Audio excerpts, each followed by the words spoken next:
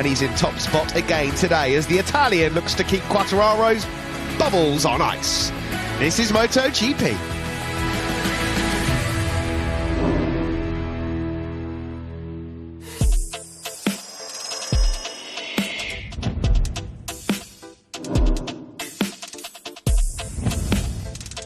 Corners, 4.2 kilometres in length. The best race lap belongs to Enea Bastianini, the rider who finished third here last time out.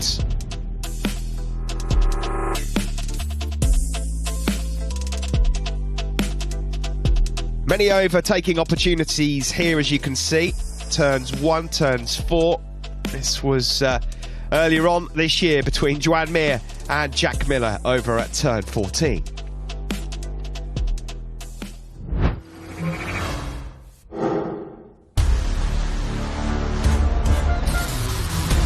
Coming up in MotoGP then, Pecco has a little help from his friends on the front row. It's a Ducati lockout. Can he cut back that Quartararo lead in the World Championship? Miller is second. Can he make it a day to remember for Ducati, the Australian, looking for an overdue podium? Rookie Luca Marini looks to make it a splendid day in the sun. Can he get his best ever result in MotoGP? And what about Fabio Quartararo? If he's to become world champion today, he'll have to do it the hard way. The Frenchman starts way back in 15th.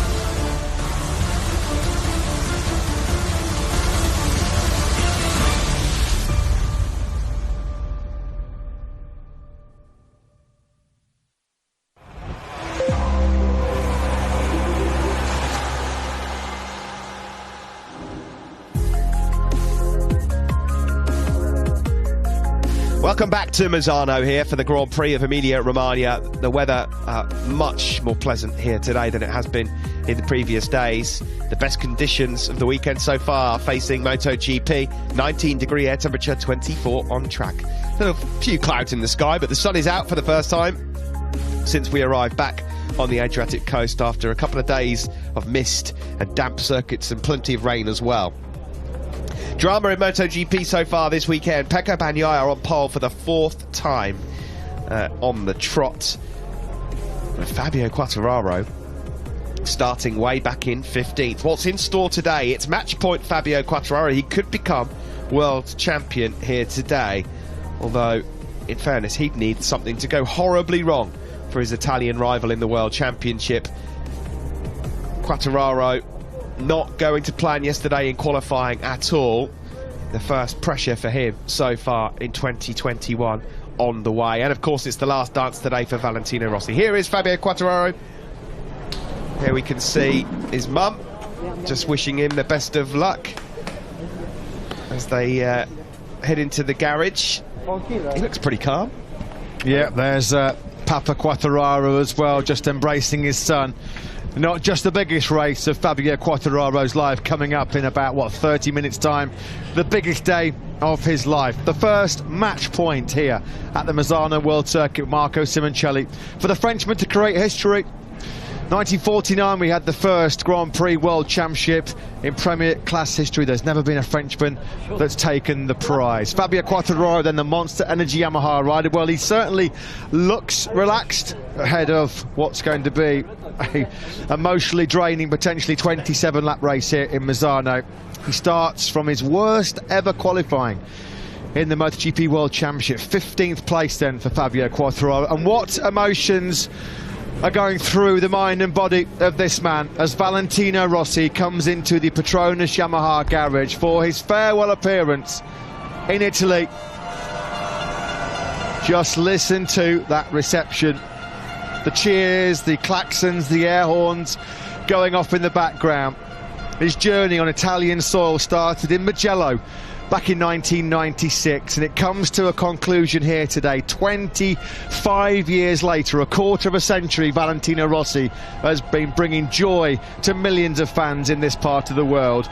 But this will be his final fling, the last dance for the Doctor in front of his adoring Italian fans. 35,000 of them lucky enough to get a ticket for today's action. And what about this? A stunning, gorgeous, beautiful, special thank you livery. The bright yellow, the famous yellow colours, so distinctive and associated with the 9-times world champion. Luca Marini will carry that resplendent Rossi one-off livery here today, and he does so fittingly from the front row of the grid for the very first time. They are then the Rossi fans who are lucky enough to get a ticket to see their man race for the last time in MotoGP in Italy. And talking of past Italian stars, I guess you could say, with Valentino Rossi, here is a current and future big star for Italian fans to lend their support to, Pecco Bagnaia.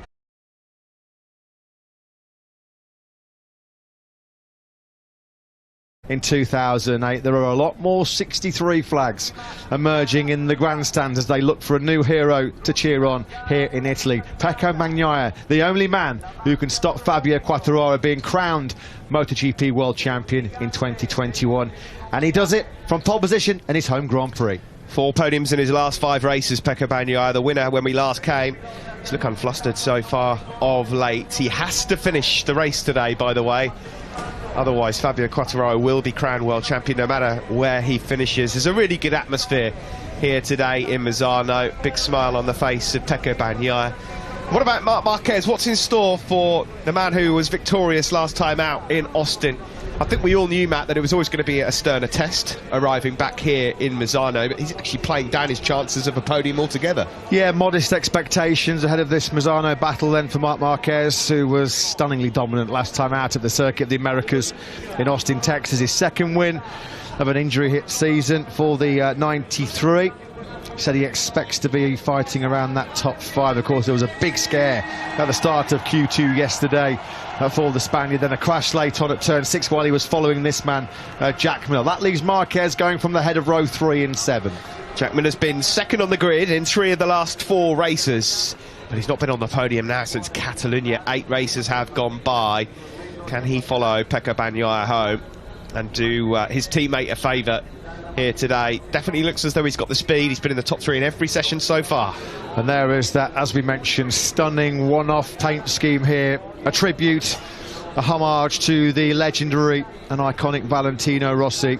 And what a moment for this young man as well. The brother of Valentino Rossi to come to the grid in his home race with that special livery and starting from the front row for the first time. Brilliant performance by the Sky VR46 Avinci Ducati man. A 1:33.130 from Marini late on in that Q2 session. Got him on the front row. He was less than a tenth, only 0.08 of a second away from a sensational pole position.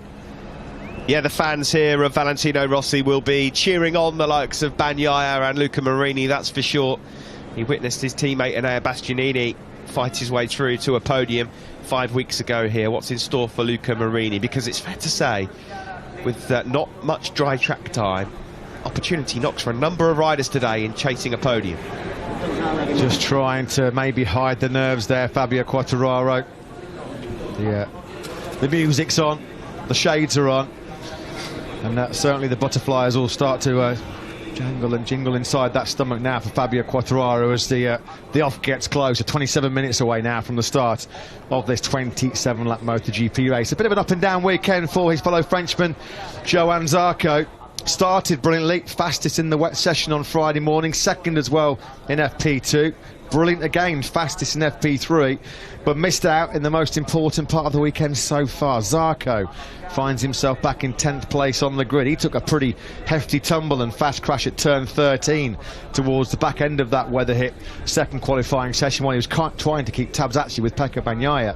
15-time world champion, the legend that is Giacomo Agostini, always present when we head over to Italy. Great to see him in the paddock once more as we say goodbye to another legend of the sport here this year. 3 races to go in Valentino Rossi's career. Aleix Espargaro on the factory Aprilia. It hasn't been the home Grand Prix weekend that the Nuali factory were hoping for. It's been quite difficult with the mixed conditions dominating proceedings throughout. Aleix Espargaro, he will go from 11th place. His returning teammate Maverick Vinales down in 19th place. Aleix Espargaro as bluntly honest as always yesterday, saying not looking for excuses, just was not fast enough.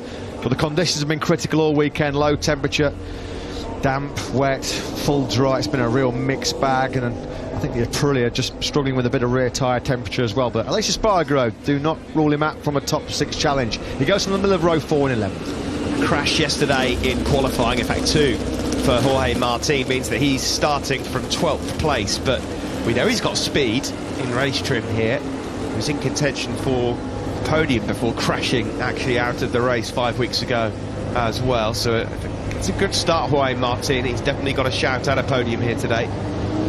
Pecco Bagnaia, big day not just in terms of the championship, but a milestone day for him as well. His 150th Grand Prix appearance, and he would love to mark that special milestone from the top step of the podium. He was supreme here 5 weeks ago, an electric start from pole position, and he dominated the race from start to finish.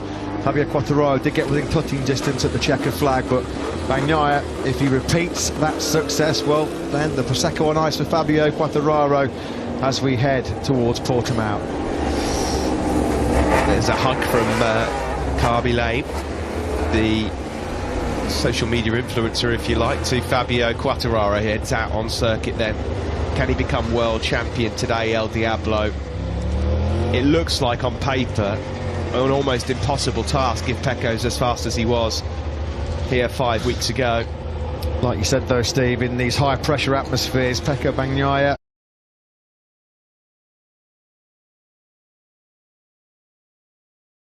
because if he crashes out, then the championship will go to this man regardless of what happens.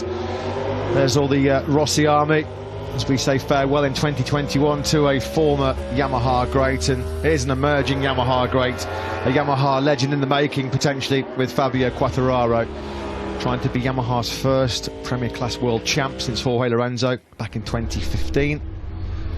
Oh dear, Brad Binder, well, his weekend didn't get off to the best of starts with a crash in the opening day and 20th on the grid. He's crashed on the sighting lap here. What has happened to Brad Binder? Jorge Martin did that in Barcelona, didn't he, earlier on this year as well. That's an absolute nightmare, a nightmare to say the least for the South African. Tough weekend, he's starting way down in 20th place. Will he actually even make the start? He's got plenty of time to get back. They'll be getting the spare bike readied. Well, here is the doctor, number 46, the 42-year-old, starting his 430th Grand Prix. The fans with their yellow flares, their flags, the hats, they've been gearing up for this. They've been dealt a treat in the weather as well, because it's been miserable up until today. Valentino Rossi then, he's been here, done it, and got the t-shirt numerous times. Triple winner here in MotoGP in Misano. His farewell appearance though in this famous arena, just what a stone's throw away from his home in Tavulia, will be going from the back of the grid.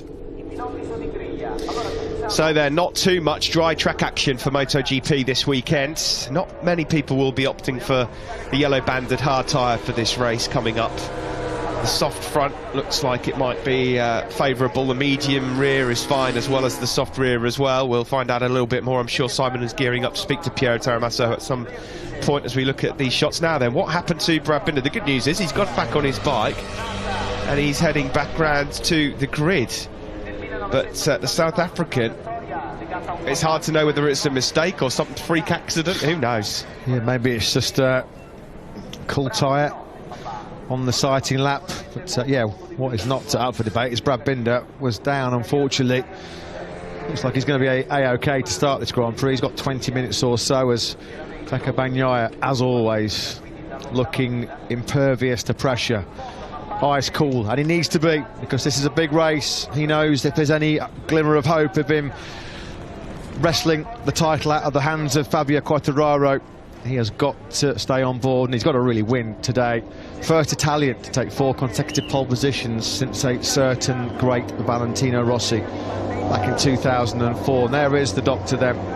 There must be so much range of emotions going through his head right now. The day that he was not looking forward to, the day that he bids farewell to his adoring Italian public. Well, that day has arrived as he winds down to the end of one of the best Grand Prix careers we've ever seen. So the grid forms. We are 20 minutes away from action here in MotoGP with Bagnaia on pole. Yeah, Bagnaia on pole for the 4th race in succession, leading his Ducati teammate Jack Miller. First time in MotoGP history we have an all Ducati front row, with Luca Marini 3rd, Pol Espargaro, Miguel Oliveira and the impressive Frankie Morbidelli. They go from your 2nd row. Marc Marquez, the Austin winner, heads row 3. A MotoGP best qualifying for Iker Lecuona in 8th. He's ahead of Danilo Petrucci. Johan Zarco, Aleix Espargaro and Jorge Martin on row 4. Let's quickly, though, pop down on the grid. Simon Crafart has got an interview lined up here with our Austin winner, Marc Marquez. Down to you, Simon. I have. He's just finishing talking to Santi. Mark, watching from the outside here has been really difficult because of track conditions. We haven't seen any long, dry runs. But my gut feeling says you.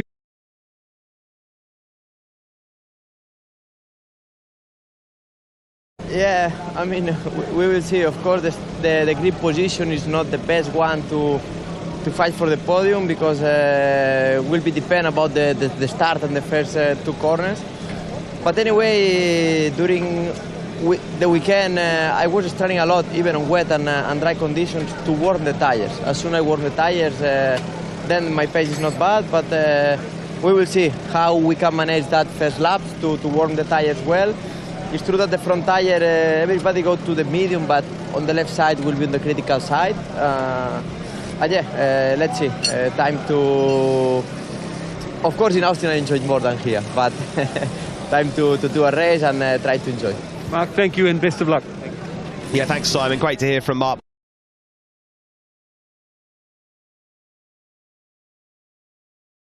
Marquez has a very good chance of finishing on the podium here. He's just got to get off to a good start. He's got Pol Espargaro, his teammate Miguel Oliveira and Morbidelli up ahead of him on the grid. Some interesting early tyre news emerging from Michelin. This is their provisional race tyre selection sheet, and we have the 2 Frenchmen, the world champion-elect being one of them, of course, Fabio Quartararo, one of only 2 men that's gone for the medium rear tyre at this stage. Him and Zarco, and only 1 man's gone for the soft front tyre. Everybody else going for the medium. The soft front being picked at this moment by Maverick Vinales. But Zarco and Quartararo, they at this stage are planning to race the medium rear tyre. Everybody else with the soft. Interesting stuff. Here is Luca Marini, 3rd on the grid. A good opportunity for him today. You just wonder, don't you, whether or not Fabio Quartararo is thinking, I might have to use a fair bit of tyre at the start and I don't want to burn up a soft. Well, I think with the lack of dry track time as well, Steve, he's sticking with what he knows. He used the medium quite brilliantly here 5 weeks ago, didn't he? We know Bagnaia, after what he did in the early laps last time out, was always going to pick the soft. He needs to try and make a gap like he did here 5 weeks ago, but Quartararo came on so strong in the last 10 laps of the race, and that has got to be part of his thinking, going for that medium rear tyre again. Pol Espargaro has been on the podium here before, but he was in these colours, the Red Bull KTM. Now, Miguel Oliveira has not been in bad form this weekend, in drying conditions in the wet. 5th place on the grid here today. Can he say goodbye to this poor form that he's been on of late before we head home to his Grand Prix in Portugal next time out? He'd certainly be looking for a big lift and a confidence boost going to Portimao in front of his home crowd. Just 7 points in the last 6 races. Now then, it's a big race, of course, for Ducati. Great day for them yesterday, locking out the front row of the grid for the first time. 4 consecutive poles for Paco Bagnaia. Let's hear the pre-race thoughts of the team manager, Davide Tardozzi. Here's with Simon on the grid. Davide, standing on the grid here, not only are your factory riders right at the front of the grid, they've looked super strong all weekend. I've got to say they're the favourites. I want to know what you feel. Yeah, I think it's the first time that we have the first row with 3 Ducatis, so we are very happy about that, and that happens in our home race. But anyway, it will be a difficult race because the weather forecast, the weather during the weekend was always wet, and I guess that the decision on the slicks is a very tough decision. I think that it will be several decisions, several sets of tire on the grid, so we'll see who will have the right idea. David, I have to ask, because I'm thinking about it, I want to know, is there some team orders that could play out today? I don't know. Honestly, I don't know. I want to see how this race will go, then we'll see in Portimao. Okay. Best of luck. Thank you. Yeah, they're hoping that they don't have to even implement any team orders here today. Pecco Bagnaia is the bookies' favourite to win here, so that would mean they wouldn't have to worry about it. The plan A, Matt, will be to bring Jack Miller in behind Pecco Bagnaia. Maybe they've got the computer ready with the mapping 8 button though, ready to fire over. Not good to hear the boos from the crowd here. No surprises for guessing who they're calling out here at the moment on the grid. It just fires the guy up even more though, doesn't it? I mean, not that Marc Marquez needs any motivational tools, but that kind of reception, it does. This man had a great weekend so far as he winds down to the back end of his current MotoGP career. Looks like he's got some pretty cool tunes on his way. You can see him there swaying on that KTM. Relaxed and enjoying himself, soaking up the atmosphere of Valentino Rossi's last race on Italian soil. Iker Lecuona goes from a career best qualifying 8th place. He was really, really strong and fast in the tricky conditions. In fact, quickest, wasn't he, in FP4 yesterday afternoon? 14th on the grid for Alex Marquez, continuing to struggle a bit on the LCR Honda.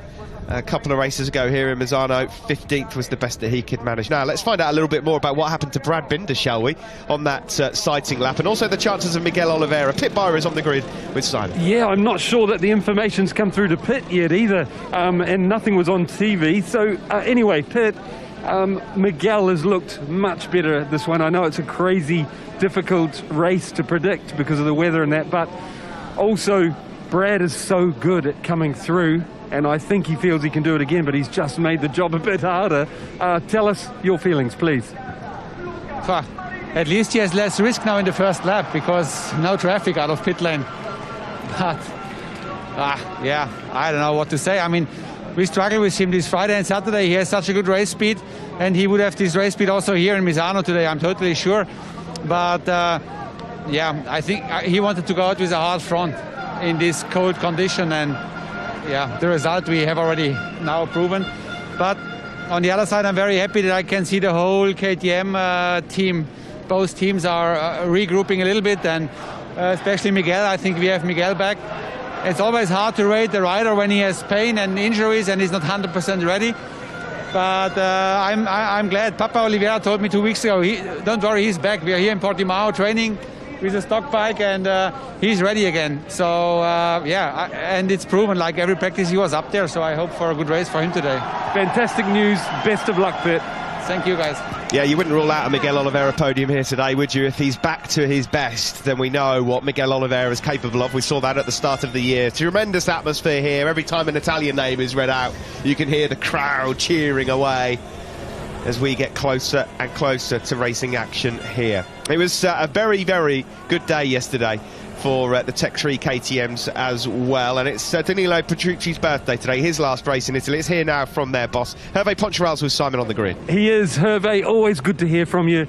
I'm so happy your results this weekend have been like turned around. I'd love to hear your feelings going into the race. Oh, first our two riders told us the same. Wow, this is a clear view on the grid. We are not used to, to see the front row. No, but seriously speaking, I think this is by far the best qualifying. It's good to have them two on the third row. What else to say? For sure the tough condition have been helping us, because we know Iker and Danilo liked the kind of condition we had through the whole weekend. But right now this is a more normal race, I would say. Full slick, the track is warm enough to to see what's going to happen with a full dry setup, and still we're confident. We're confident. I think Iker is always doing some rocket start, so we hope he's going to do one more time, and he feels really pumped up. He feels really ready, and it's also Danilo's birthday today, 31. Last race in Italy in the MotoGP class, so each of them have got something to show, to prove, and they're both in a really good mood. So let's hope it's going to be enough. Fantastic. Thank you, Hervé. Thank you. Thanks to Hervé Poncharal. Speaking of Frenchmen, you just saw there on your screen the graphic that came up. Fabio Quartararo has spoken to DAZN, the Spanish broadcaster, and said, I didn't like the soft tyre in the San Marino Grand Prix, and I didn't like it here yesterday either. Yeah, no great surprise. And as we said, sticking to what he knows, going for the medium rear tyre, which he used so brilliantly in the second half of the race last time out. Pecco Bagnaia was, over a couple of seconds clear, and then he got back to 0.4 of a second. Great battle between the top two men in the championship. So we inch closer and closer to the Grand Prix of Emilia-Romagna.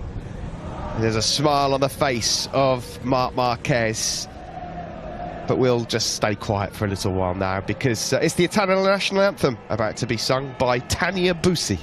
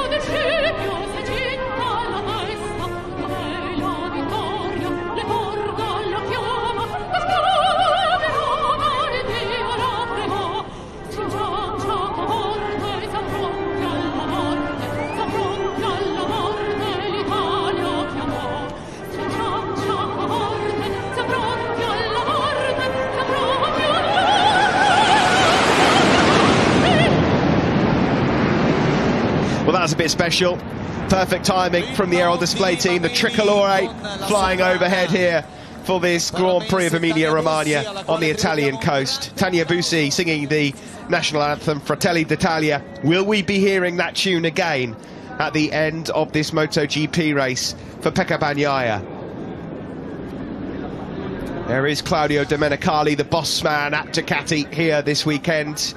He'll be hoping for a decent result. Before we get things properly underway here, Simon, let's just drop down to you. Your thoughts about this race. What do you see happening? How's this one going to pan out? Well, it's one of the more difficult ones to pick because we haven't seen any dry, proper dry runs like FP4. We can normally study that. Race runs, it's all been patchy and so super difficult. I don't think even the teams know. The thing is, also, here's my feeling. The two factory, wow, that's pretty cool. Two factory Dukes right on the front. They start well. The riders are going super fast, so it's most likely they're going to be at the front from the start, of course. But I think Mark has, like I said earlier, interviewing him, I think he's got a really good chance to battle through. He's so good off the, off the line first few turns. He's going to get there soon, I think. Then there's two wild cards. I'm wanting to see how far they're going to come through, but how far they can come through and how damaged their rear tyres will be. I would like to say that is Fabio, obviously, and Joan Mir. I think those guys are going to come through. Fabio's got less work to Joan. Joan's on the second to last row. He's nowhere, but he is fast. So I think there's a chance of a Suzuki getting all the way into the single figures. That's my feeling. One other thing about tyre-wise, I'm going to talk to Piero, but look, if they run the soft has a tendency to tear the left-hand side, which is the softer rubber. Then if they run the medium, that has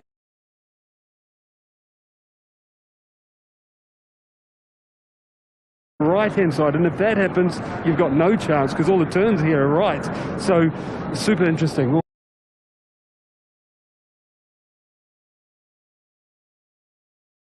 Start the aerial display team still working their magic. Juan Mir might have speed, but he might need actual help from the aerial display team if he's to fight his way through from 18th on the grid. It's going to be very difficult for him. He's going to need a rocket ship start here at the Misano World Circuit. Marco Simoncelli. Nerves are all the way through the grid, maybe even a few today for Fabio Quartararo. At no point in 2021 has he found himself as far back as this on the grid. In all but one of this year's Grand Prix, he's been on the front row, and the other one was Qatar, and he was 5th. This is a different proposition entirely from the 5th row of the grid. Let's find out what Shinichi Sahara makes of Suzuki chances here today. Alex Rins starting from 13th, and as we just mentioned, Mir 18th. Sahara-san is with Simon on the grid. Yes, Sahara-san, please can you give us your thoughts going into the race? Okay, there's not much